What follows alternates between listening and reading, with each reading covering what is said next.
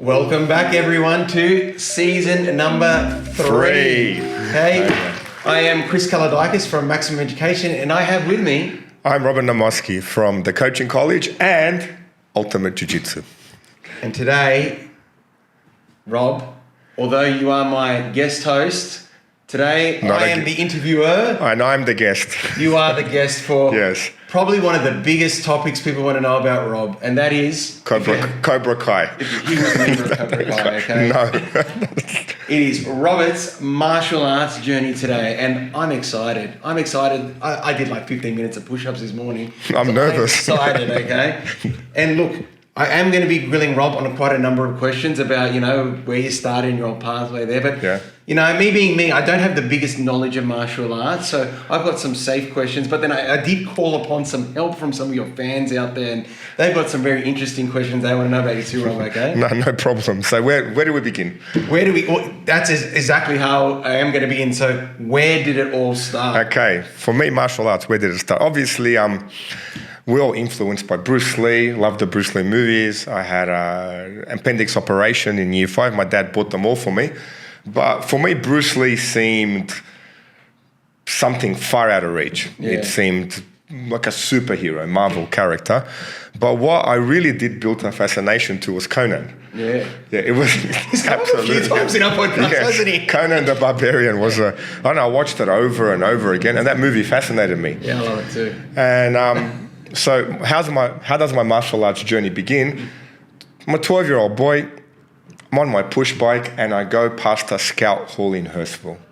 And I peep inside and they're swinging swords. Yeah. So I sat down to take a look and the instructor looked exactly like the guy that taught Conan. Yeah, because that's what happens in the movie. Exactly. He was him that. Asian guy, and the way he was swinging his sword, I went, that's it. This must have been a relative of the guy that taught Conan, and I'm in. Yeah. I didn't know anything about ninjutsu or what it was, but the fact that he was swinging a sword, he looked like the guy that taught Conan. This is it. That was good enough for you. That was more than good enough for me. And you start growing the hair as well? No, I didn't quite get there. A little bit. I think The Crow had an influence on that. So you can see how much movies have an influence on us. And then, I remember he sat me down. He asked me, you have to be 13. What's your age?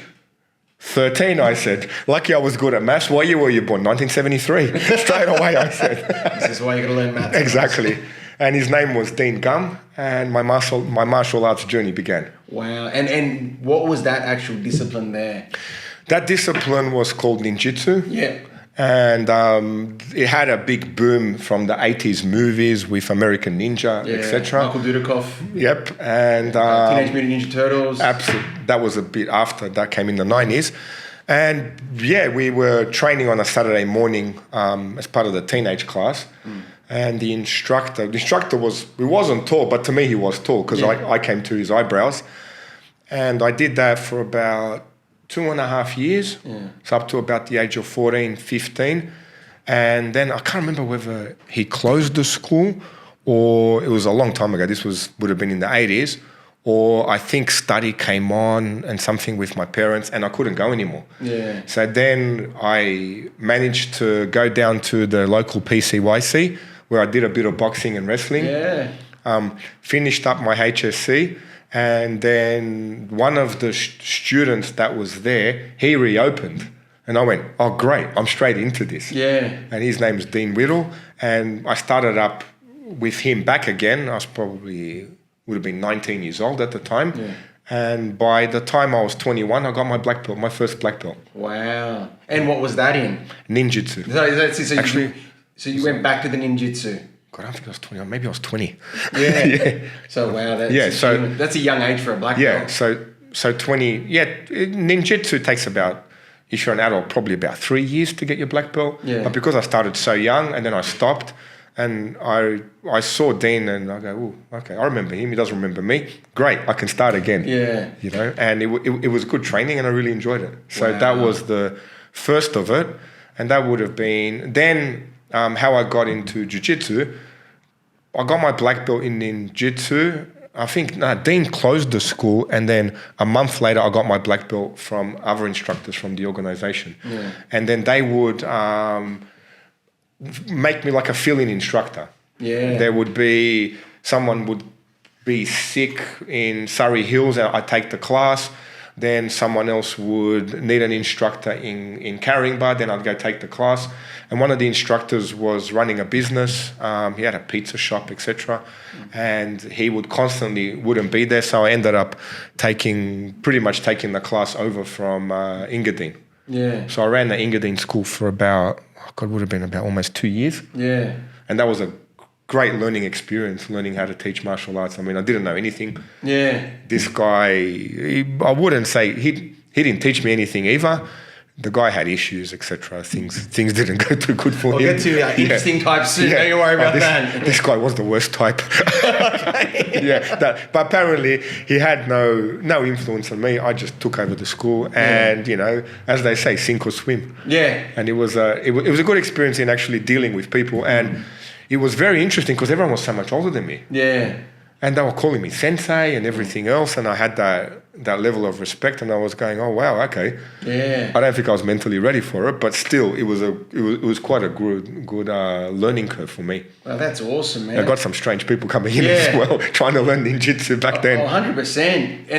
And I guess, look, I'm glad you've already made the connection to movies already for me, because most of my knowledge comes from 1980s canon movies, Van Damme and all that too.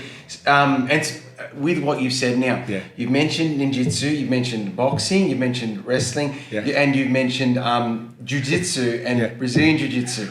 Brazilian jiu-jitsu was just accidental. Yeah. A guy called Wayne Bridge opened up Pacific Gym. Yeah. So all my mates, I was training muscles and curves at the time, and I think that was shutting down because they were going to develop it. And I ended up with about 30 people filling in the application forms. I turned to my mates and go, wait, don't hand it in, we'll get a deal together. So I got them all to fill in the application form, put in a $50 deposit, and I took it all to Wayne. Cash. And we started negotiating. So he gave us a really good deal, and I got to know the man quite well. Oh, wow. And a year later, he invited me to come downstairs and grapple. And I looked at him and went, in my own young arrogance, and went, well, he's what is he, late 30s, early 40s? I mean, back then, I weighed probably close to about anywhere from 105 to 108 kilos. Yeah. I could, run 5 kilometers in about 20 minutes. I was as physically fit as a human can be, Yeah. And I went, I don't know, I don't want to hurt this guy. I kind of like this guy, He's a friend. He's helped me out. You know what? He begged me again. I turned him down. He goes, I'll come downstairs just for a nice workout. And you know what? I'll take it easy on him. And I did. Man, he tore me to shreds. Wow. Like, absolutely. Yeah. Took this limb, took that neck. Yeah. And good thing I was fit. So I just kept going. Yeah. Just kept again. He tapped me out again and again and again. And we did this for a whole hour. Yeah. And his comments were, well, you're pretty keen. I went, well, all I need to do is tap. I can see how I go. Yeah. And I went, oh God, all that training. And this guy just absolutely wrecked me. Wow. So I went, all right, what is this? He went, it's called Jujitsu, he called it. And I think he was one of the first people to get a blue belt in New South Wales. There's a whole bunch of them. Wow, so he was one of the pioneers in our country. Pioneers were different. You've got people like John Will from Melbourne. He was more of a pioneer. He was a black belt by then. I think they got their black belts in 98, etc. So I think he was the one that gave John Wayne and a few people from New South Wales their blue belts. Oh, okay. And then all of us would learn from them. So it was very early days. We were learning jiu-jitsu in a 4x4 mat in the basement of a gym, and they were all boilers and rusted objects around. Looked like something out of Freddy Krueger's cellar. It made you hard. Oh, mate, I tell you, it wasn't the nice facilities that we have now. Yeah. And it was people who were into martial arts that did that. So they had a previous martial arts background. There was a kung fu guy that was very skillful. He came along, and there'd be another wrestler that would come along, and just the three of us would train on this 4x4 mat, and Wayne would show us the moves. So, thank you, Wayne. Well, that's interesting too, because you are at the forefront of it. Obviously, it's come a long way. Jiu-Jitsu now is extremely popular. Just before we do go more down that avenue, could you give us a bit of a distinguishment between how does Ninjutsu work? How does it differ from Jiu-Jitsu? And then how does Brazilian Jiu-Jitsu differ from just a quick rundown on history. Ninjutsu's Japanese-style martial arts. There are mountains in a part of Japan where that certain region had 6 or 7 samurai scrolls, and then they would practice their moves. Ninjutsu, they were poorer, so they didn't have as much weaponry, etc.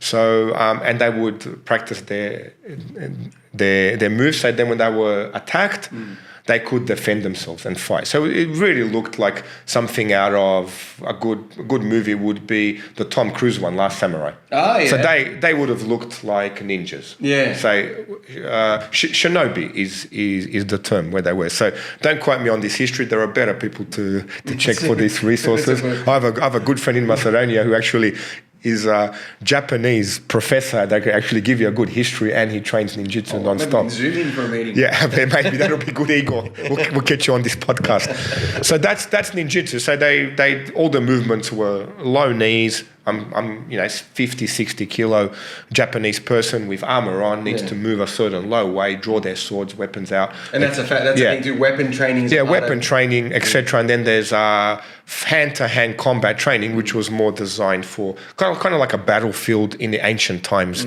ground. And then obviously ninjutsu had its boom from Hollywood, the movies, etc. And everyone goes, oh, what's this? And then the Japanese went, all these people come to train? Sweet. Yeah. Let's go. Almost like a magical element to it, the stealth and the vanishing and working the shadows. That all was a part of it, but you have to understand, 400 years ago, people were very superstitious. Yeah.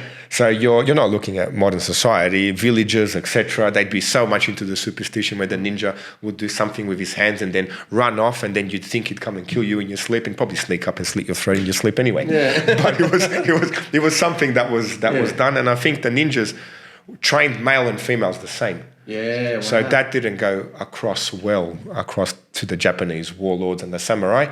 And how do you say that? Because they'll learn to defend themselves. Yeah, the ninja clans would be more susceptible to, which warlord do we go with and how do we benefit? Yeah. So as Westerners, we can kind of understand the ninja mentality more than that samurai. This is my warlord and I'll die for him. Yeah. And that's usually a samurai code. How many followed it really is questionable. Because they do the harakiri, don't they? The samurai. Not all, but it's fantasy to think that. I'm saying there's certain ones that would have, but you wouldn't say they all would have. There were Ronin that called masterless samurai that would have caused problems like criminals, etc. But it's more something. We'll get a history professor in to come in and give us that. So that's ninjutsu.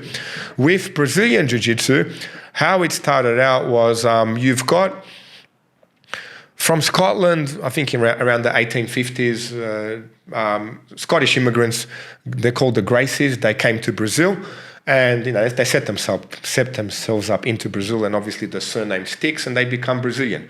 They're quite influential, so one of their descendants makes a connection with Japan, with trade, etc., and the Japanese send a delegate. One of the delegates trains them up in martial arts. Now, what made it unique in Japan was previously it was called Jujitsu. And at that point, Jiu-Jitsu was kind of a thug thing in Japan that wasn't getting quite popular. And then you've got Jokoro Kano comes along, an economist, and goes, oh, no, we're not going to do these things of poking in the eyes, etc., and doing all these things. We're going to throw, grapple, pin. We can make it more attractive and get more people in. And obviously, Japanese being a society where older people don't like being, questioned or told by the young, kicked him out. And then the Japanese police, I think it was about 4 years later, don't quote me on the history, the Japanese police wanted to see who the best martial arts was. Yeah. Jokoro Kano rocks up with 15 of his students, and from what history says, he gets 14 first places. Wow. So then Jokoro Kano is legend in Japan. Yeah. He comes up with the belt system. From what I've read, he saw swimmers tying up a black little thing to distinguish the better ones from the more experienced ones from the non-experienced ones from swimming. So he creates the belt system. Oh, wow. So now, Jokoro Kano is a legend, absolutely, in every way, shape, and form. He's the founder of judo. But before it was judo, it was judo. It was before it became judo into the Olympics. He taught his students that grappling art, and then his student would tested himself around the world, Maeda. So he went around America, did shows, challenged boxers, challenged wrestlers, tapped them out, went to Spain, got some money, some fame, makes his way to Brazil, obviously doing business deals, etc., and trains a bunch of people up in Brazil. Yeah. I'm not sure how many years, maybe, I think I gathered, from what I've been told, about 2 or 3 years, and then leaves. But then the Brazilians were, okay, what do we call this? I'm guessing that Maeda went, well, he can't call it Kodokan because I don't think he got permission to allow him to train them. So he said, we call it the old name, Jujitsu. Yeah. So we went to the Japanese, here it is, it's called Jujitsu. They went, sweet, Jujitsu. So in Brazil, they don't call it Brazilian Jiu-Jitsu, they just call it Jiu-Jitsu in the Brazilian accent, or Jiu-Jitsu. And then what the Brazilians did, they did well, they kept training. So then they'd organize fights, they were called Valetudo events.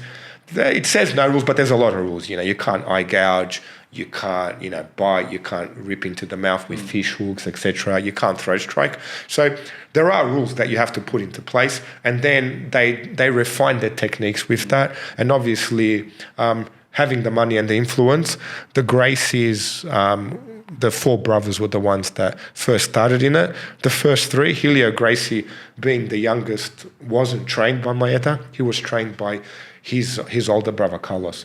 And then obviously they have a lot of children, they have a lot of money, and they're quite powerful in Brazil, and they spread it to the rest of the world.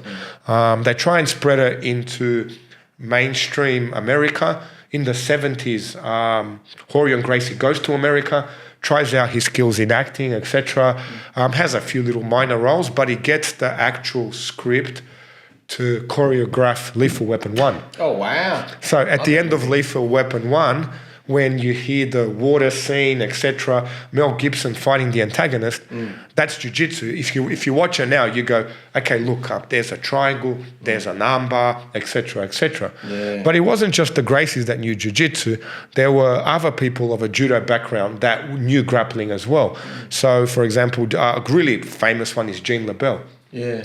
Yeah, Gene LaBelle is a stunt choreographer, etc. And that fight scene that they made in Once Upon a Time in Hollywood, where Brad Pitt's character throws Bruce Lee into the car, that's meant to be Gene LaBelle. Oh, wow. Yeah. But from what I gather, I don't think he threw him. Gene LaBelle became Bruce Lee's instructor and Chuck Norris's instructor. Oh, wow. So if Bruce Lee and Chuck Norris had an instructor, it was Gene LaBelle.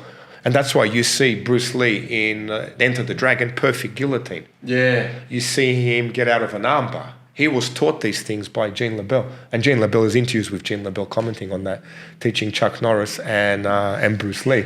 With the claim to the biggest badasses of all time, I taught them that. Yeah, he did. Gene LaBelle choked out Steven Seagal in his own movie set. Oh, wow. Seagal would never admit that. No, I think from what... I've got, first-hand account, a friend of mine's in that world, where he was being a dick to the stuntman, throwing him around. This guy's a stunt. Okay, mate, take it easy. I'll bash anyone here. Wow. Jim LaBelle walks up, bang, chokes him out, slaps him in the face, chokes him out again, and tells him, "I don't think the first time was a fluke." He must be the toughest guy of all time, Gene LaBelle. Gene LaBelle, look him up. Yeah, I think I'm going to do that. Yeah, when you see his face, you'll be like, I've seen that man before. Yeah. He was Ronda Rousey's first trainer. Oh, wow. Yeah. So he's got, wow, what a pedigree. In terms of martial arts, you'd have Gene LaBelle as, you've got Helio Gracie, obviously, absolute. You've got Gene LaBelle, who was, you'd go, okay, just that legendary status, the way he's lived his life. And then obviously Bruce Lee, who's just, from the martial arts background, is just a genius. Yeah. Genius, because everything you see in his last movie before he died is MMA. Is that Big Boss? No. No, Game of Death. No, not Game of Death. The one in Hollywood. Enter the Dragon. Enter the Dragon. Yeah, Enter the Dragon. You see him in the little gloves. You see him in the shorts. Everything that is MMA now, he kind of put together. Now, was he the best fighter, etc.? Okay, you don't judge him by that. You know, he weighed 60 kilos, etc. In today's MMA, you wouldn't say Bruce Lee would be able to beat the crap out of anyone. I think even Gene LaBelle said that Chuck Norris was more physically stronger than Bruce Lee. Yeah. Chuck Norris was 7 years point contact karate champion, never lost a match. But Bruce Lee, the genius was he could see what worked and predicted the MMA 40 years ago. Wow. So you can't have that in a movie and you're watching and you're going, wow, this is what happened in 40 years' time when we worked out what fighting was. And that's what Rorion Gracie did. He went around to spread Jiu-Jitsu to America, and his creation, UFC, did that. So Rorion Gracie, with his business partners, created the UFC for the one thing was to spread Jiu-Jitsu. Yeah. And then obviously UFC was then bought by businessmen who invested quite heavily into it with a professional promoter like Dana White, and it became what it is now. Yeah. And that's the journey in a nutshell, in a roundabout sort of way, for someone who's never done jiu-jitsu or martial arts before. That's the journey of what's called now Brazilian jiu-jitsu or jiu-jitsu. So us into martial arts saw that early and first. Yeah. So what wouldn't have been marketed in the bottom of a basement, we saw the value in it early because we were actually involved in martial arts. So the first jiu-jitsu guys were black belts in other styles. Yeah, and it's interesting how you even said the journey of jiu-jitsu as it moved throughout the world, and it was just dominating the other disciplines of martial arts out there. And even when you say the early UFC, I remember watching the first few tapes because, it was so underground and all that, and anything goes. And, we were trained by Hollywood that, it was all, the punches and the kickers that would take it out. Oh, it crushed. Look, movies great. There's a certain skill you have to actually really go good in a movie. And I think the most skilled person in my eyes we have in Australia, this man's just trained his whole life, is an actor as well, Richard Norton. He was one of the first people in the 1980s to train with the Gracies and with Chuck Norris and all of them and with, Benny the Jet and all these other famous kickboxing stars. And the man spent his whole life training. I bring him into seminars for myself as well. Yeah, wow. Oh, you got to get him on the podcast. Mr. Richard Norton, we've called you into the podcast. So when you're in Sydney, we'd love to have you on as a guest. Yeah, and he's a great mentor as well for myself. Yeah, but then it's just interesting because, we'd always thought the flash martial arts, the big roundhouse kicks and all that, but no, it was jiu-jitsu that came out so dominant early. Absolutely. But once you can grapple, then you can bring the flash kick in. Yeah, absolutely. I mean, you see people like Miracle Crow Cop back in Pride and everyone else doing that. So everything skill-based has its moment in time where you can use that. And back to my martial arts journey and then training with Wayne.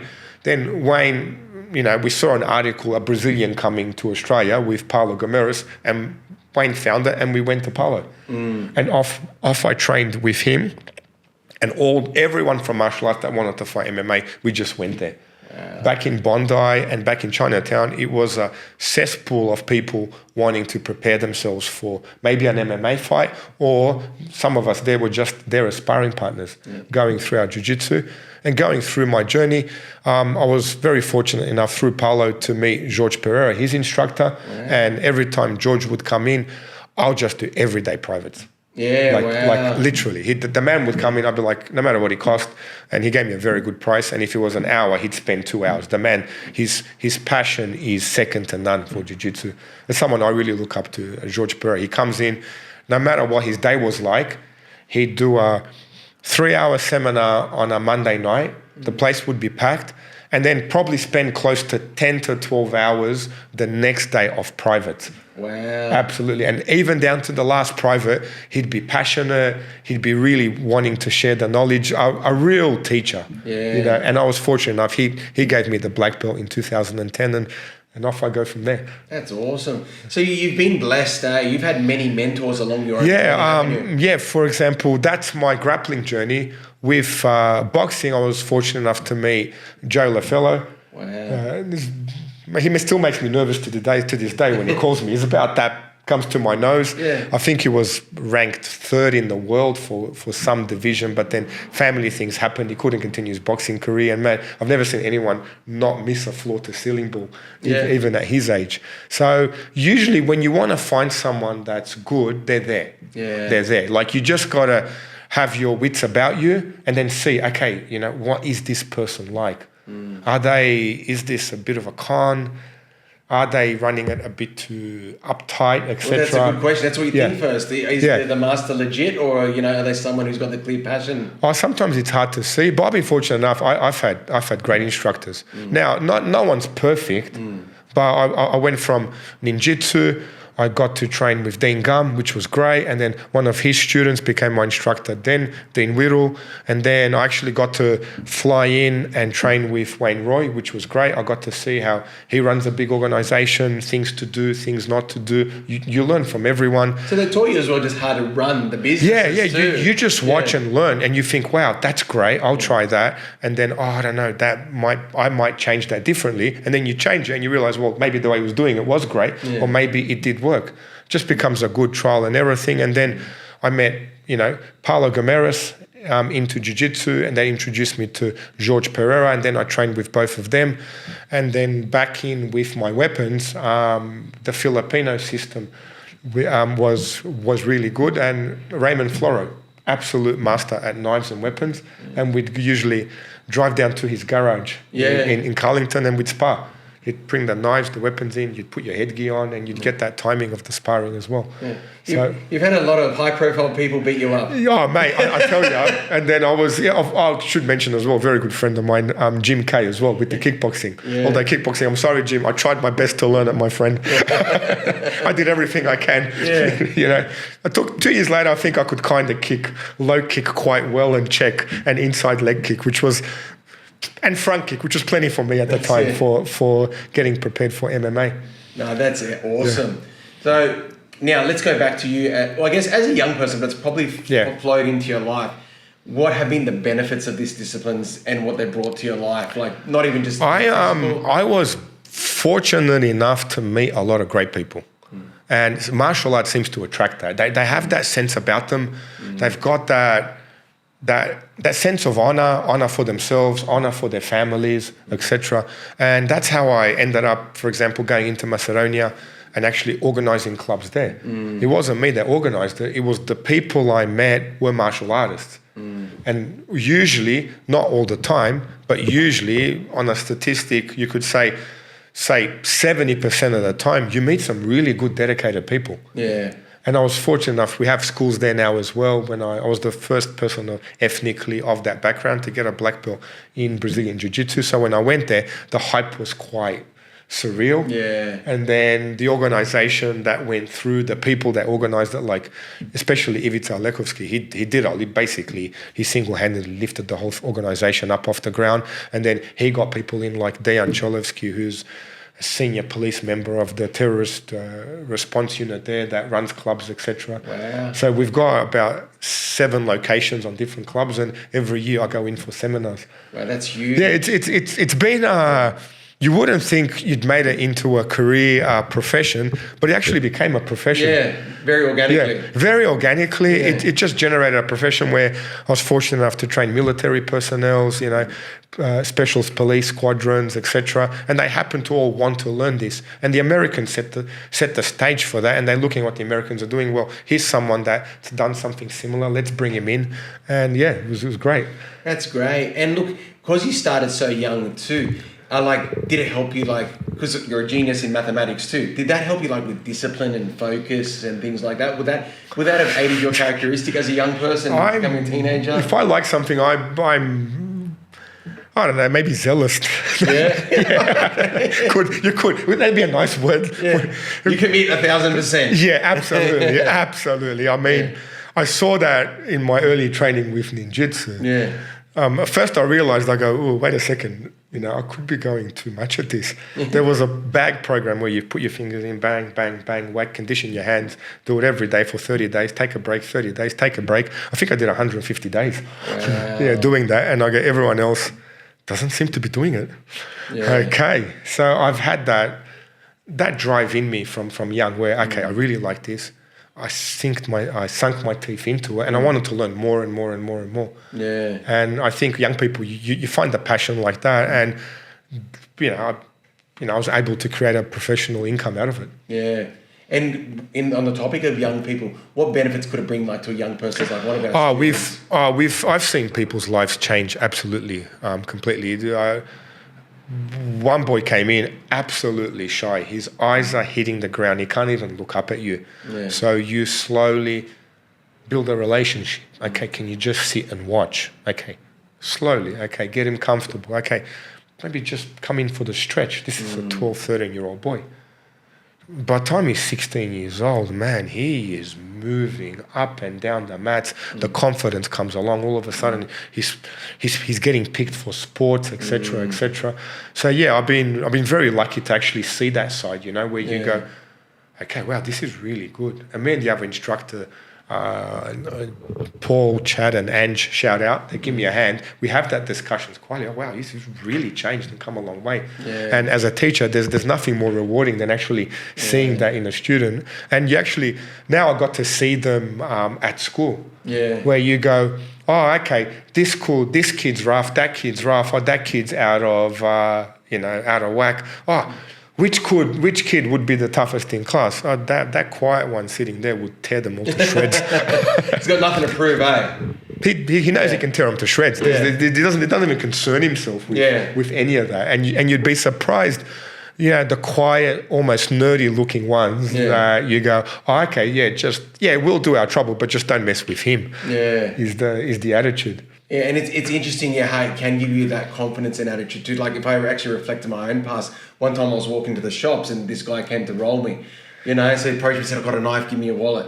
And like, I didn't know any martial arts, I didn't know nothing, but then like, just go in my head, run, I just ran away. Oh, absolutely. Yeah. So I ran for my life, but still I ran to the shops. And then obviously I was very scared about going home. So I called one of my mates and he had a background in Kung Fu. Yeah. And it's funny because we did walk back, he walked me back home and that guy still was there. And he didn't have to do anything. It wasn't an altercation or anything. The guy walked up to us and he just kind of put his hand on him. Yeah. And the guy could already see the confidence in my this is going to happen.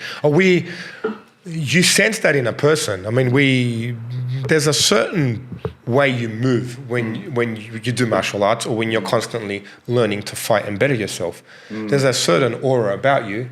And we spot each other. Yeah. Well, that's what I was noticing. You can see it in the eyes. We spot each other that do that. First thing I walked into Cogra Marist, there's Mr. Stephen McGuffey. Yeah. Okay, and we're trying to get him on this show. Yeah, we'll get him on the show. He knew, I knew. Okay, I know he can fight. He knows I can fight. And then, man, he's more than can fight. This was a man of wealth of knowledge in PE, in physical nutrition, etc., and everything else. But many skills. But he had 15 professional fights, K1, and you can almost sense that aura about them. And those of us that do martial arts, you can almost feel it in the room. You go, okay, this is someone who knows their stuff. Yeah. Wow. Yeah, so you can just see it in someone, and you can sense that the discipline, training, confidence. You can sense that discipline, training, and you can almost go, oh, okay, you kind of, okay, this is someone you don't want to mess with, but then someone you feel safe around. Yeah, that's right, especially if they got the right mindset. And I guess that brings me now to my next question. Are there any misconceptions with martial arts? Because like I said, we've seen the Hollywood and the flashy Van Damme style, but then we've also seen all stories, nutcases who just go to train and they want to beat people up. Like, what has been your view of martial arts, or would you like to challenge any of these misconceptions? People's misconception is one person could beat the crap of 20 people in a room. So we get this right. There is no way in Fist of Fury Bruce Lee could do that. Yeah. But it's phenomenal to watch the skill sets of the way his hands and legs and the choreography of the way it moves, So it's a misconception of the person's, how much physically can a person do in actually fighting. And obviously it looks good in Hollywood, having that one star beat the crap out of 10, 15 people. Oh, they're a hero. They're a hero at the end. Impossible odds where the person actually waiting for you to hit them as they come in. Very choreographed, boom, boom. Of course, the hero wins. Yeah. So, and then people think that's real. And when they come into martial arts, they realize, okay, Okay, it could be, it's a little bit fantasy. And even Hollywood's turning around now and making it more realistic. We see it with the recent action movies. Oh, absolutely. More recent action movies, you get, for example, really good one I liked was The Terminal List. Oh, yeah. And that was written by a Navy SEAL. And the way the actual main actor moves like a person trained within that combat scenario. And obviously the story is fictional, but what the person does, how he goes about, taking on the bad guys is to a point, you could say 90% accurate. Wow. So that'd be a good movie to watch if you're thinking about what's it like, where's this going to lead you, and if you're going to. That's an army professional army personnel, and I've been fortunate enough that I've had professional army personnel come to my club and train. Yeah. And they are the easiest to train. Wow. Yeah, I've had some SAS soldiers come in and you go, okay, have you trained? Yeah, a little bit. He's quiet. He's moving along. He's staring at your moves, and you go, okay, this person is trained in something. And then slowly when you get to meet them, they tell you, I'm going on deployment, this and that. And you go, that's why he is so easy to train. Yeah. They just watch, absorb what you're showing. Their eyes see the detail, and you go, mate, bring me more people like this. Yeah, wow. Yeah, so... You've met so many interesting people. Yeah, absolutely. Yeah. I've literally trained all walks of life. Yeah. Yeah. Which is great, because obviously, by training them, you're enriching them, aren't you? Yeah, absolutely. Yeah. Absolutely. So that is the end of my section of questions, okay? So as said, I put it out to, some fans out there. Oh, wow. Here comes the Hollywood questions. So you got some interesting ones coming up, and one of them I did run to you because it was asked by multiple people. No problem. Rob, have you ever bashed anyone before? I'd say pinned down. That's very diplomatic. I'd say remove them from what they were doing. Yeah. Yes. So bashed sounds like you just clobbered someone to death. Yeah. Yeah. There's been scenarios where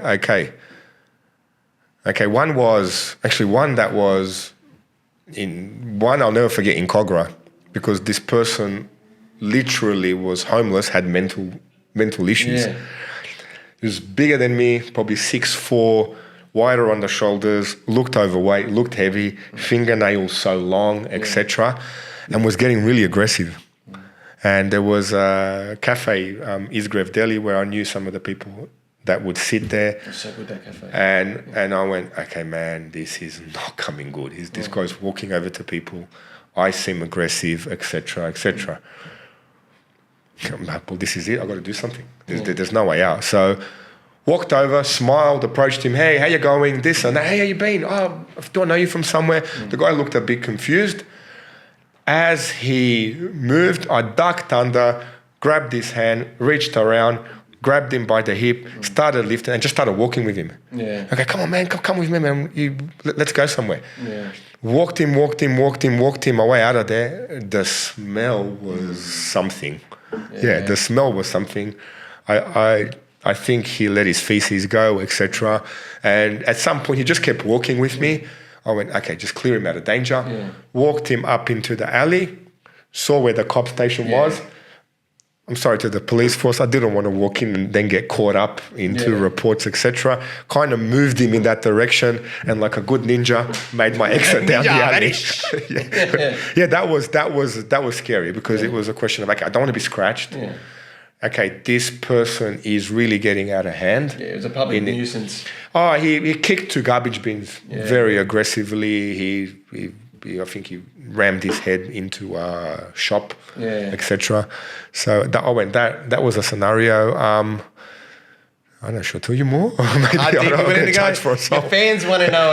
Okay. This was a very bad decision on one guy. We were at a cafe. Friend of mine, a student of mine, another black belt, ran the cafe, the Angry Gnome. It was in the alley here. So we're having our coffee. Some guy walks out of the pub, angry that he lost the machine.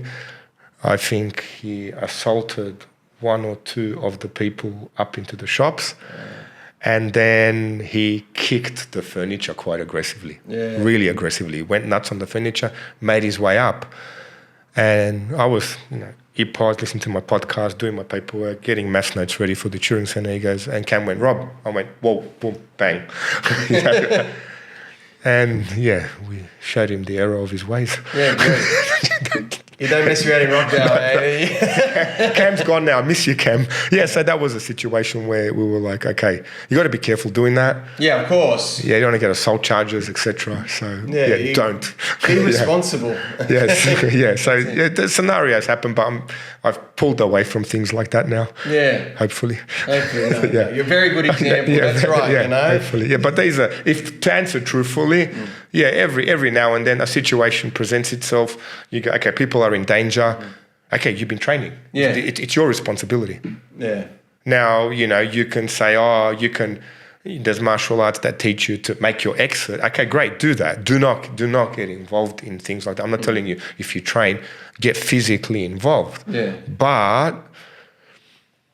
it's in front of you. Yeah. It's in front of you. Get hurt if you don't that problem is yours to solve. Yeah. And then it becomes, okay, now you got to really knuckle down and go, okay, what is the appropriate response for you to solve that problem? Yeah. And you got to be careful with that. No, that's excellent, Rob. I feel safer now. I'm just sitting here. I feel safe. No, good. Yeah. Look, next one. Out of all the people, because obviously you've been sparring with many people, who would you say is the best fighter you've sparred with? Or fought professionally? I don't know. I haven't really fought much. Sparring. Oh, God. Peter Graham. Yeah. Peter Graham. Oh, my God. This guy's an animal. Yeah? Yeah. Jiu-Jitsu? Well, I was training with a bunch of professionals. No, I did not fight him because I don't think I'd be sitting here. Okay. Look him up, Peter the Chief Graham. Yeah. He's a professional K1 fighter. He fought MMA. He was learning grappling then. Yeah. And I'm 6'2", 100 kilos now. Even then, he'd probably be 6'3", maybe 6'2", as well, but a lot thicker, a lot heavier. Quite the athlete. Yeah. So, we're grappling away. He's still learning. I arm drag, do a takedown. He's nice to me. I take his back. I'm on his neck.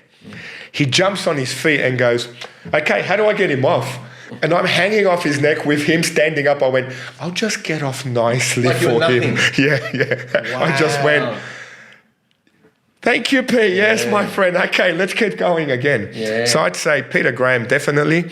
But that was just a small stint. But I was fortunate enough to, train with Ian Schaefer as well. Ian Schaefer was a professional fighter from Australia, went to Japan. He kicked Yankee Suda in the head, knocked him out.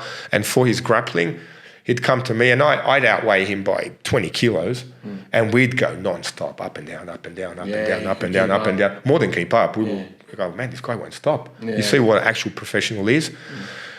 Half an hour later, there'd be that much water on the mat. We'd literally finish the session. He'd go, oh, thank you, Rob, so much. That was great. He'd grab a skipping rope and then double skip for another 5 minutes. Wow. And I'd sit there going, yeah, I'm not. That was just cool down. Yeah, but it's okay. Yeah. So I'd say those two are the most memorable, and then actually they're very nice people too. That I had the honour of fighting. Like even with yourself, these people who train so hard in martial arts, but then they're always very nice people willing to support. Yeah, these were actually paid professionals, people who made an income from fighting. Yeah. Whereas I myself made an income from martial arts. They're very different. Yeah. The other question which flows on to this, have you ever fought anyone infamous, like with a bit of a reputation, which kind of overlaps? My students have, and it's very easy. I had a situation where these gangsterish sort of guys went into the gym. I think they were dealing some sort of steroids to a young boy. Young boy didn't want to buy it. Yeah. And one of my students is a black belt now, stepped in. He wasn't a black belt then. He stepped in and went, hey, look, leave him alone. But his brother was there at the same time. Now, this boy's he's got a few pharmacies, etc. And he went, hey, look, you'll get assault charges. Let me take care of it. This guy, being the gangster, wherever he was with the reputation, come downstairs, All right, this guy went downstairs. Now, you realize you don't know how to fight. Unless you are trained, you don't know. Yeah. And he found out very hard way. Yeah. He went, okay, I'm going to come in. I think it was in jail, maybe there he could. This guy, my student at that time, double-legged him, mounted him, bang, bang, bang, few times. This guy was screaming to get him off. Yeah. So it's very different. I mean, when you learn to actually protect yourself and you're constantly getting better, a person who doesn't, you're miles ahead. You just don't know. It's even, for example, learning to drive a car. Yeah. Like we drive a car safely, but you can't race a car. Yeah. You can't go down. A whole other world. Yeah, you got to train. You got to train from, go-karts. You got to train into getting someone to teach you how to do it properly, etc. And fighting is exactly the same thing. If they're gangsters, they just shoot each other. Why do they need to fight? Yeah. And don't get me wrong. If a gangster person, learns to fight, does the techniques, and learns, well, obviously he can fight. He's a person, whatever the background is, at the end of the day as well. Yeah, and it's interesting. It kind of jumps back to what you said when you meet other people and know how to fight. Like, you kind of sense it with each other. It's not really a physical thing. No, it's a presence. Yeah, it's a presence, and I was fortunate enough as well. I've met great people, and one wasn't so highlighted. It was really highlighted to me in a room where there's a very famous person, even now with his YouTube clips. He's an Army Navy SEAL, Jocko Willink. He came to Australia, and a friend of mine who laid the mat goes, "Oh, Rob, they're looking for another black belt to assist them with the seminar." And I went, "Oh, great." And I didn't know who Jocko Willink was at the time. And I said to my students, "Oh, there's a guy, Jocko Willink, and he wants someone. Oh, you have to go. He's this, he's that." I quickly looked him up and went, "Okay, I have to meet this guy. This is someone who's pretty serious in the army, but also more so with his jiu-jitsu." So I got his book on audio, put it on double speed, so I don't look like an idiot when I go there. And then you realise he ran corporate events with what he does with his leadership thing, etc. There were 450 people at a very, I think, the Park Royal Hotel in Darling Harbour. And I was there on a Thursday, and then you realise, okay, this is the normal office workers, etc. And we stood there showing the moves, and that presence you have when they come and shake your hand and go, "Oh, wow, oh, thank you." Then you think, you can learn this too. This is what he's trying to tell you. This is what you paid, I think, $4,000 for his leadership program and the jiu-jitsu after. The man is trying to tell you that, etc. But it's funny, That was another eye-opener where I went, okay, because you get too closed up into your own little world of people training, etc., and you lose track of what broader society is like. And that really opened my eyes to that. Well, that's it, because you became your own norm and you're surrounded by people. Yeah, you're surrounded by people the whole time. People that come in, train with you, they get fitter, and then all of a sudden your world is that. And then when you step out and realise, you go, "Oh, wait. It's a little bit different." They've got their own norms, and they're that's right. "Wow, what is this?" No, that's amazing. Now, you've already probably answered this in a way, but this is going to be a direct, straight stating it. Hit me, no holds barred punches. What is the best MMA discipline? The MMA isn't a discipline. No, what is the best MMA? Well, technically, MMA, you have to know your grappling. If you had to pick one thing that you don't know, you cannot go without the jiu-jitsu or the grappling. You can't. Fundamental. You can't. Like, if you can have a very, very good professional boxer make millions, make more than people in MMA, but he will not be able to fight MMA. Not that a boxer takes a while to learn boxing, can fight boxing, but if you removed the grappling part out of MMA, you can't.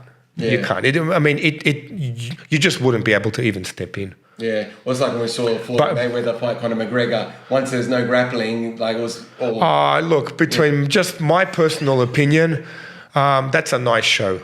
There is no way, like, McGregor's a phenomenal athlete. The man's worth $500 million and deserves it. And he did very, very well in martial arts. But Mayweather put him onto the 10th round. They get their millions of dollars. Everyone gets to watch, which is a great show. I mean, the first 20 ranked boxers in any division would beat. I'm guessing nearly most MMA fighters. If it came to just boxing, you got to specifically think just boxing. Once grappling comes into it, then Yeah, once the MMA comes into it, the cage, they're not built for those skill sets. But MMA does transfer over to a street fight the best. Yeah, wow. So there you go. So Jujitsu, grappling? Yeah, for me personally, I've done it all well. Jiu-Jitsu is the easiest one to learn and one that you can do your whole life. Yeah.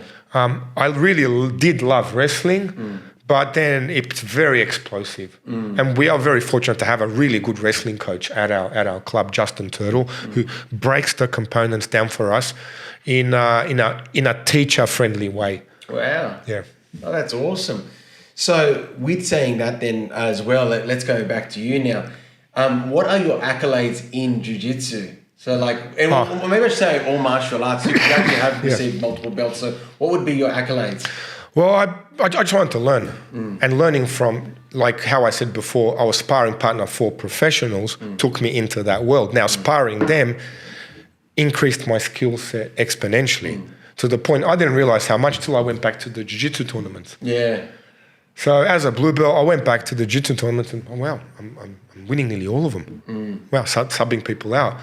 And it was because, you're spending all these hours sparring with professionals. And then when you come back to Jiu-Jitsu tournaments, a person will be training, 2-3 times a week. Yeah. You're in there for hours training. It's your norm. Yeah, it's your norm. And then you come back and you go, oh, okay. So I won, most things at certain belts, like New South Wales state titles, national titles, Pan Pacs titles, at a blue, at a purple level. You got big trophies. No, they're medals. They're medals. They're not a lot of people win these things. There's a lot of divisions. There's a lot of belt divisions, etc. And it's a really good way to build yourself up for competition.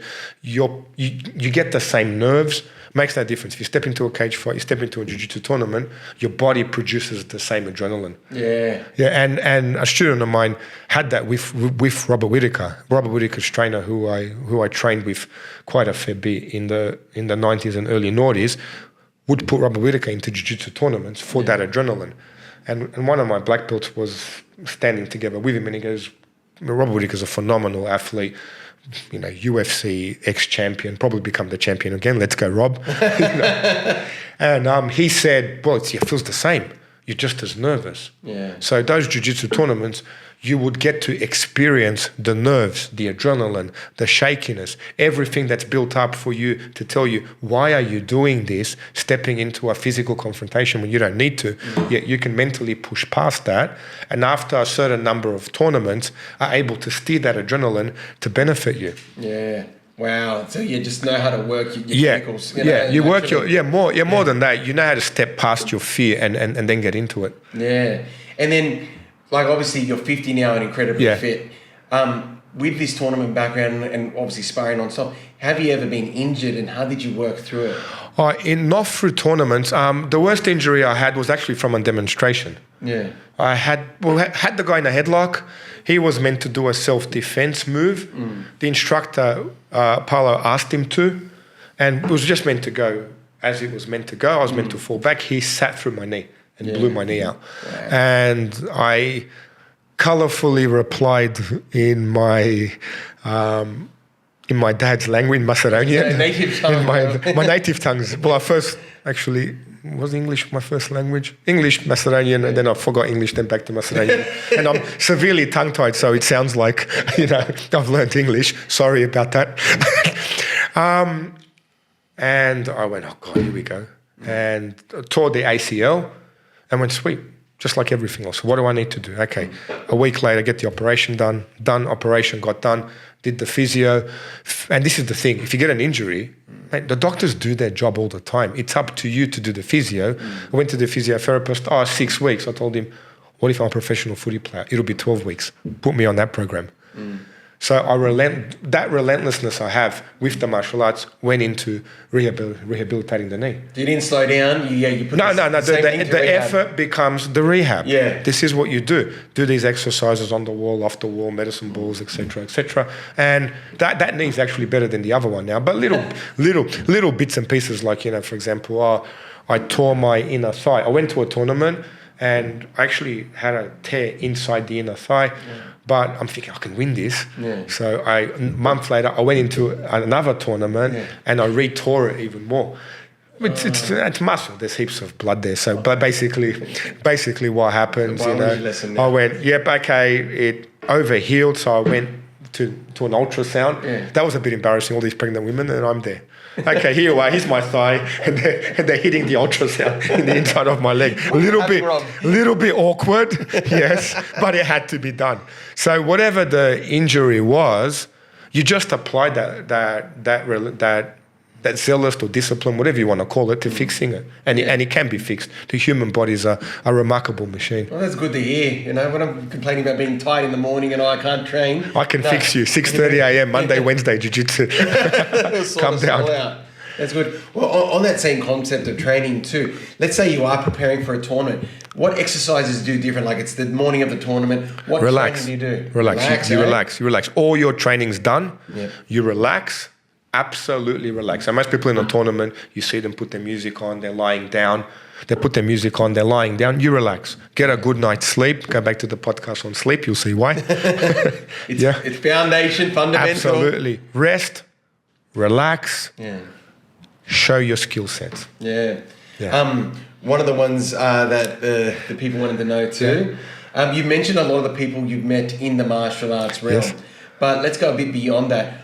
What has martial arts kind of led you to outside of martial arts and interesting opportunities and interesting people? Well, the biggest thing was I didn't realize that ethnically I was the first person with a black belt. Overseas in Macedonia they did. And me being an Australian, born in Australia, was making my way overseas there. And I got contacted by Ivica then. He went, "Oh, you're coming in." And they said that about me being the first. And I said, "Look, wait a second. There's Canada, there's America. I don't like awkward situations. And you don't want to be caught out lying. You can make a mistake and say, okay, you can fix it. But if you're claiming something, you got to be very careful what you're claiming." And then I realized that when I went there, someone else had gone in and kind of lied to them about that. Yeah. That they were teaching them jiu-jitsu, etc. Yeah, and I went, okay, no, but if this person is what was that other person? And I went, oh, look, that's fine. I'll give you a seminar. And he went, how much will it charge? No charge. Organize a seminar.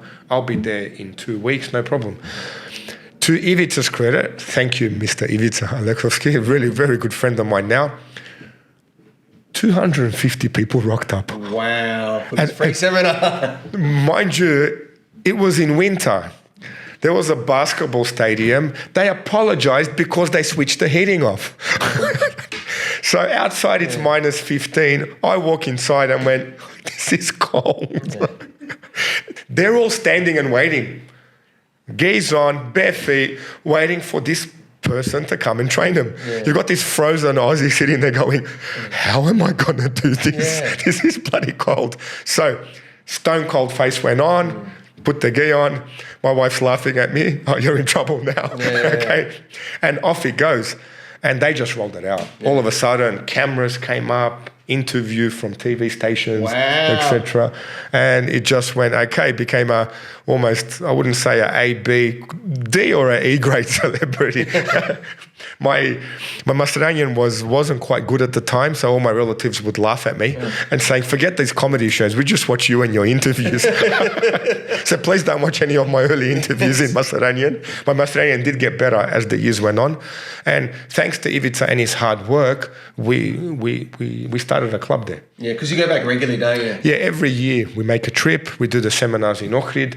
And then prior to that, Ivica had organized, like I said, the military personnel, the army personnel. And I was very fortunate to meet great people. Yeah. Like when you see Macedonian's military is the special forces are on par with anywhere in the world special forces. Wow. These are super skilled, trained people.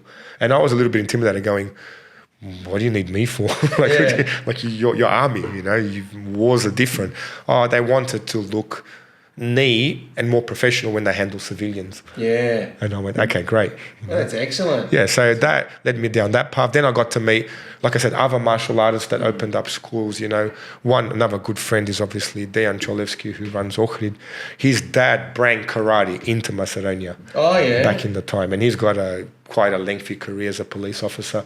Then there's a lot of others. There's a husband and wife couple in Kavadati, they're police officers, very skillful people that, they take on. Then there's a very intelligent computer programmer in another city, Kumanovo.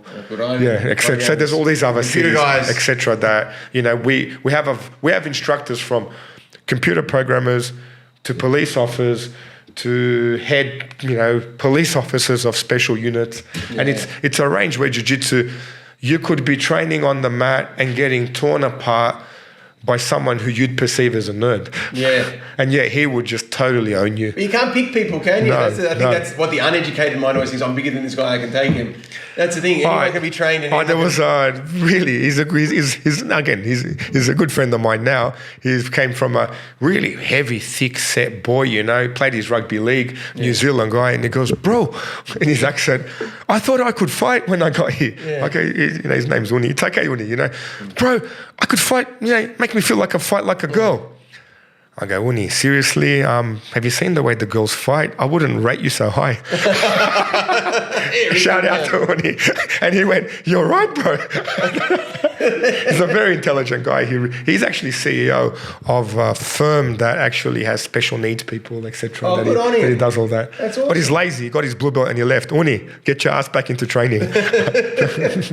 Oh, that's awesome. Yeah. And even before, you mentioned like Richard Norton and Benny the Jet, they never tried to pull you into the acting realm or anything? Oh, God, me? Listen to the way I sound. Yeah. If you need to shoot a bad guy, I'm your man. My daughter said that to me once. She was 6 years old. She goes to me, why does everyone look like you get shot in the movies? I don't know. God made me this way. I can't help it. It's the Eastern Bloc features. That's it. No, so no movies for you, Rob, eh? Yeah, no. All right, Rob. So next thing is then with Jiu-Jitsu, obviously it's extremely popular now. Everyone loves it. Where do you think it's going next? Like, for example, could it be entering the Olympics soon? Sadly, unfortunately, it passed its chance. Brazil had the Olympics, and they did not put it in. It would have been opportune, eh? Yeah, it would have been a prime opportunity. Biggest opportunity I think missed was 2004 Olympics with Athens. Really? We were expecting pancration as a spectator sport, and you'd think, okay, pancration could be an amateur event for MMA. Is that what it is? So like mixed martial arts? There's a tournament called Pancration. I competed once in such a tournament, but this was in a ring. It was done a bit more professionally, but still. Now, we were certain, Greece being Greece, being the founder of the Olympics, having an event from 2,000 years ago, Pancration, would be definitely a spectator sport. There was no way we think that they wouldn't have done it. I mean, the Koreans put Taekwondo in. You think it's a no-brainer, and unfortunately they didn't. I think they did, dirt bikes or something, God, next Olympic sport, apple bobbing. We've seen some interesting stuff lately, haven't we? The martial arts community was quite devastated. Yeah. It was absolutely devastated in that, that they did not put pancration in to the 2004 Olympics as a spectator event, and that would have been definitely held as a major event after that. You would have had the Russians that do Sambo enter. Yeah. You would have had all the Jiu-Jitsu community enter. You would have had all those boys that missed out on wrestling opportunities retrain and enter. Yeah. It would have been such a hotly contested event. You could alter the rules from MMA where you could kick to the head, punch to the body, grapple to the ground, get a submission, etc. And it would have changed the landscape of MMA the way, for example, boxing does. Boxing has its amateur event in the Olympics, and it's got its professional event. Yeah, this would have been a landmark opportunity, and unfortunately and sadly, it did not happen. And for the martial arts community, that was quite a big loss. For Brazil, to put the Olympics in, look, we have to be realistic. Jiu-Jitsu generates a lot of money with the tournaments. Yeah. And the individual organizations that are running these tournaments are not just going to give up all that money and the way it's exploited around the world to put it into an Olympic sport. Yeah. But it has moved on to more professional events. You've got ADCC, where they run no-gi events. Then an Aussie guy, CGI, Craig Jones Invitational has had his first event where he's offering $1 million in prize money. Wow. So then you've got the Abu Dhabi Pro Jiu-Jitsu event. So there's individual events where you could enter a more professional level, but it still doesn't compete with actually representing your country in the Olympics. And to me personally, it was tragic that Greece did not put pancration in. Maybe we could advocate it when it's in Brisbane in 8 years' time. Australia's not too fond of its MMA athletes. Yeah. If you look at, did Channel 9, 7 or 10 interview Robert Whittaker when he won the belt? Is Robert Whittaker a mainstream name? Yeah. He was the first UFC champion with a belt. Yeah. You wouldn't know. You know, Alex Volkanovski has been one of the best lightweights in the UFC. I mean, he's got Facebook, the founder, you know, he trains him, he creates an AI of him. Australia's has got its fans. Yeah. Obviously, it's got its loyal fans, and the UFC stadiums will always fill up. Yeah. But our general media's perception of it is maybe a little bit on Fox Sports. They'll get a show, they'll get an interview, but to actually call him in on Channel 7, 9, 10 onto the big TV stations. That hasn't happened yet. We're more into swimming, rugby, cricket. These are our allocated sports, unfortunately. Test match cricket time. Oh, God. Nah. Well, look, that's all. Look, we can only keep our fingers crossed and see what happens, but it's exploding regardless. We are a sporting nation, and there are a lot of kids getting into this. Yeah. Absolutely. Well, look, the next part then I'll say is, with Jiu-Jitsu, obviously you've been involved with many different aspects and many groups and all that. Is there like a culture? Like, is there a Jiu-Jitsu culture? Like, absolutely. What do they do? How does it work? Depends. There's different groups. You could break them into groups. Yeah. You could break them into the early children groups, becomes very gymnastic-y, get their confidence, build their bodies up, build their confidence up. Then you break them into the late primary, early high school group where they're refining the techniques, they enter tournaments, build their brain up with that stress of entering tournaments. Then you can see into the teenagers where they're taking it seriously, you know, where this will be my main event. Then you have got a subgroup of like surfers. They may take a few years off and go around the world and do jiu-jitsu, go train with professionals, etc., win a few tournaments and then come back into a job. Then you've got a group of young adults that have just finished university, are looking for something else. They've done CrossFit, they're quite strong, they come in and we show them how to steer their body into fighting. And then another group I have is your dads. They've watched their kids train and think, you know what, I've been watching this for 2 years, I'll give it a go. And they come in the mornings, so they do their morning session, and then they see the health benefits of, oh wow, structurally I'm stronger, I'm fitter, you know, I've dropped some body fat, etc. And that could be the actual categories I would break them up into. Into a more extreme group, you can have that surfer style feel group, where, you know, chill, relax, I do jiu-jitsu, I hang out, then I'll go do some more jiu-jitsu and hang out. You get a very, very small percentage that could make a living out of it as professionals, and then the rest tag along, maybe win a tournament, and then they come back to reality, into a real job. That's awesome. So there are many different subgroups. Yes, something absolutely. For everyone, really. But jiu-jitsu in general, you do get that feel of the community, absolutely. Yeah. When you go to a jiu-jitsu tournament, it's super friendly and we all watch out for each other. Yeah, excellent. Let's say now, and you've already hit on some of the good things many times about jiu-jitsu too. I'm a young person in high school, and you need to tell me that jiu-jitsu is the way to go, it will make your life better. What benefits could jiu-jitsu offer a young person who wants to grow? Okay, first of all, it will get your body moving. So you will learn to use your body. The warm-up exercises, the beginning exercises are designed for an all-over body stimulus and a little bit of conditioning with that. Then the second thing, you will learn to push and shove. You won't feel intimidated. Every day someone pushes you, shoves you, you grab them. There's certain ways you move around them. So in any sort of, you know, not friendly situation, you're learning to move through that. And that builds your confidence, builds your character, and it actually builds you're able to stand up for yourself. So with Jiu-Jitsu, you've been shoved, you've been pushed, you've been thrown on the ground at the point when you are ready. We don't do that straight away, obviously. We slowly desensitize you to that level of, you could say, not aggression, but that sort of level of physicality. And then you learn to adapt against that. And then all of a sudden you have that confidence where you can face things. You know, tomorrow you get your first job in McDonald's, you've taken the rubbish out every day. You go, wait a second, will you say something? You know, Jiu-Jitsu will give you that confidence where you can turn around and go, hey, I've taken the rubbish out 3 times now. Why am I taking it out? Just being able to stand up and look someone in the eye and do that. So when life pushes you. You can actually do that. You can do that because what's he going to do? He's going to push you. You've been pushed. Yeah. You're okay with that.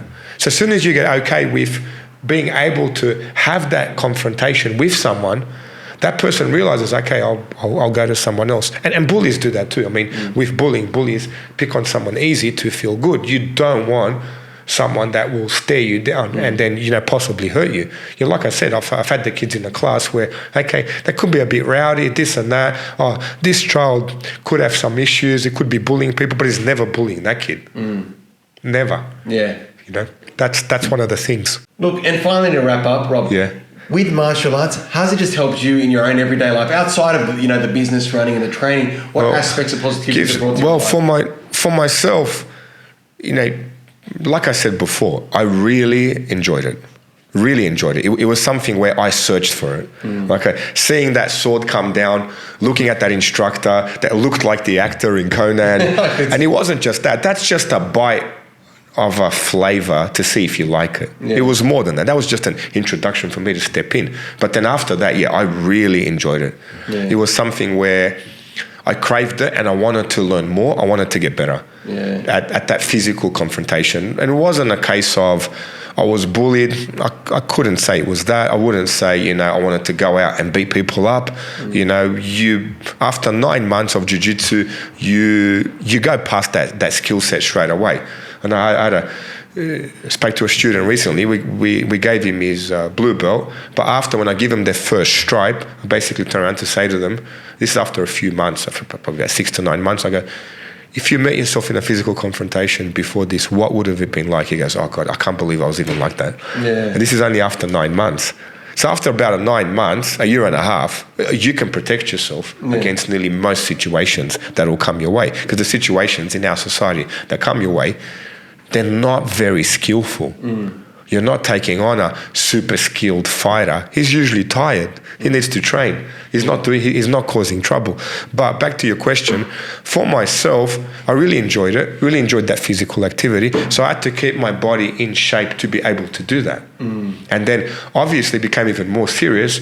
It became my main source of income. Yeah. So then you become the product. You represent what you are showing. Yeah. So at the end of the day, as a martial arts instructor, you represent a picture of health. You represent the personality that you are. You represent that kind, caring nature about yourself, where you go, you realize, he is friendly.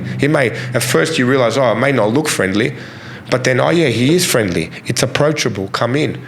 So for me, that's what it did. It wasn't just in learning the martial arts, in actually teaching people, and obviously with this podcast, the educational currency, that shapes you. So I can say definitely teaching martial arts had a big shape in the way I teach things and the way I present things and me as a person. Yeah, definitely. And look, it just exudes through. It exudes through, and like I said, we get to see it every week. Yeah, thank you. It's to do what I've done, it's a great privilege, and I have to say I'm very thankful to God that I was able to do this. It's not something that's easily done. I've seen a lot of people that have tried it and have failed. I've been involved in organizations where that has happened, but in every place I've been, I've seen the benefit of what someone does and the benefits that they present onto the people. And then obviously you try to do something a little bit different so then you can succeed. Isn't that interesting? Because that's like the core points we've been talking about in education. Yeah, absolutely. All along, variety of mentors, learn from different mentors, go around, see, experience what works for you, what doesn't. You know, it's just it's not just martial arts. This is life. Yeah. And I say that to the students all the time. Like, this is your journey. Where do you want to go? Yeah. So even now, after the HSC with the ATA, and the biggest thing is I got to bring my year 12s in that I had from the previous school in to go, okay, where are we going? I want to know. I want to learn. Yeah. I learn from them as well. So, and it's true what they say. You learn more from your students than what you have taught them. Yeah. And that's why, I was fortunate enough too, to the students that I've actually taught have opened up their own schools. Yeah, it's amazing. So when people go, oh, how'd you get your organization with so many clubs? I didn't. They did. Yeah. You know, and this is and that's rewarding as well when you see actually someone that you've trained from the start, and now they're running a club, they're doing so well, they've got their own students. That's very rewarding, and you go, you know what, I played a part in this. Yeah. Oh, it's great. Like you can even think that globally, just where you've done, where you brought it to. Yeah, absolutely. Like now obviously I didn't do everything. I showed them a certain part, and they just refined it and did it better, to the point now where I can actually learn from my students. Yeah. Because we've probably done around 26 black belts, and I've been teaching close to about 25 years. And every single one's got that bit of information that he passes on to the rest of the club. Yeah. And we're very fortunate to have that. So once again, back to that community and culture, It's everything. It's everything. But when people come to me or come to an organization, they're taking away their time, they're taking away their money. You can charge whatever you want, but you can never give their time back. Yeah. So the biggest thing that you are taking away from people is their time. Yeah. No matter what you charge. So within that time, you have to give them a good experience, and not just a good experience. It has to be beneficial, and it has to be worthwhile, and then they have to see the benefit in it. Yeah. And when you tick all those boxes, you are set, and you yourself get more of a reward in the end. That's awesome, Rob. Look, thank you so much for sharing all this with us. Thank you, guys. Obviously, hot topic that I know a lot of you out there all wanted to know about, Rob, but you've just given us so much. Sorry about the voice. I've been a bit under the weather this week, but I wasn't going to miss this. That's all right. Look, the energy still came through, okay? Absolutely. So look, excellent. Look, surely we've got to follow up. Actually, yes, got to follow up. Jujitsu now, if you want to join Ultimate Jujitsu. I hear it's really good there. Yeah, we've got locations in, where have we got? We got headquarters in Rockdale. We've got Matraville. Look it up, Ultimate Jiu-Jitsu Matraville. We've got Ultimate Jiu-Jitsu Hurstville. We've got Ultimate Jiu-Jitsu in Milpera. And we've got Ultimate Jiu-Jitsu in Erskineville. So we've got a new website that we've launched. Look us up and definitely come down and give it a go. With that, thank you very much for listening today, guys. I'm Chris Kalodakis from Maximum Education. And I'm Robert Namoski from the Coaching College and Ultimate Jiu-Jitsu. Take care, guys. Thank you, guys. You did well.